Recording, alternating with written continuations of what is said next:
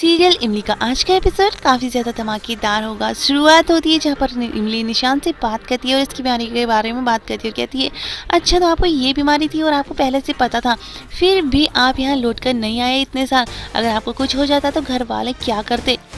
और इतनी देर में आदित्य के पापा भी आते हैं और उन्हें भी सारी सच्चाई पता चल जाती है और वो भी उससे नाराज़ होते हैं और यहाँ पर काफ़ी इमोशनल सीन दिखाया जाता है।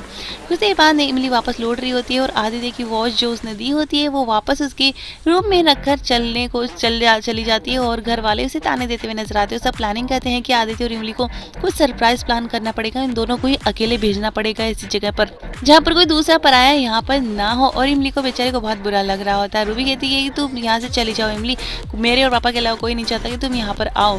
और उसके बाद इमली पहुँचती है मालिनी के घर जहाँ पर अनु उसे पहुँचते ही बहुत बुरी तरह से बिहेव करते हुए नजर आती है। उसका हाथ का पकड़ती है और क्योंकि वो बहुत गुस्सा है कि उन दोनों का हनीमून कैंसिल हो गया है, इमली की ही वजह से हुआ है।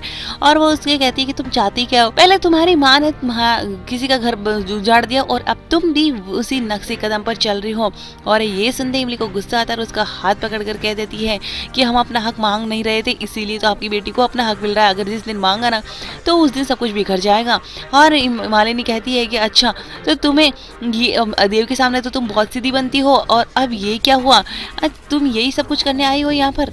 और इमली कहती है कि हमें जो कहना था हमने कह दिया और तो आपको जो समझना है आप समझ सकती है। और इमली वहाँ से जा रही होती है तभी पीछे से वो बहुत ही बुरी तरह से उसको मारते हुए नजर आती है, वो भी और ट्यूबलाइट से वो बहुत इसके सर पर मार देती है जिसकी वजह से उसको बहुत बुरा खून बहता है। इमली का और दादी से संभालते हुए नजर आती है और कहती है कि मैं तुझे हॉस्पिटल लेकर जाती हूँ और अनु को कोई पछतावा नहीं होता इस बात का। और इमली बेचारी अपने घाव को भरने नहीं देना चाहती और चाहती है कि वो घाव से हमेशा याद रहे। और वो सोचती कि अब मुझे वापस लौटकर चले जाना चाहिए और वो यहाँ पर नहीं रहना चाहती और वो अपने आप से वादा करती कि वो वापस चली जाएगी पगडंडिया।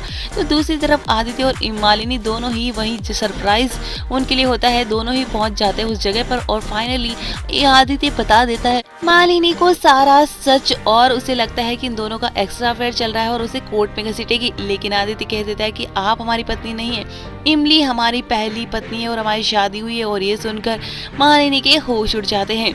अब देखना इंटरेस्टिंग होने वाला है क्योंकि यहीं पर पहुंचने वाला है सत्यकाम जो कि बहुत ही बुरी तरह से अब इसको आदित्य को पीटते हुए नजर आएगा और कैसे अब इमली से बचाती है।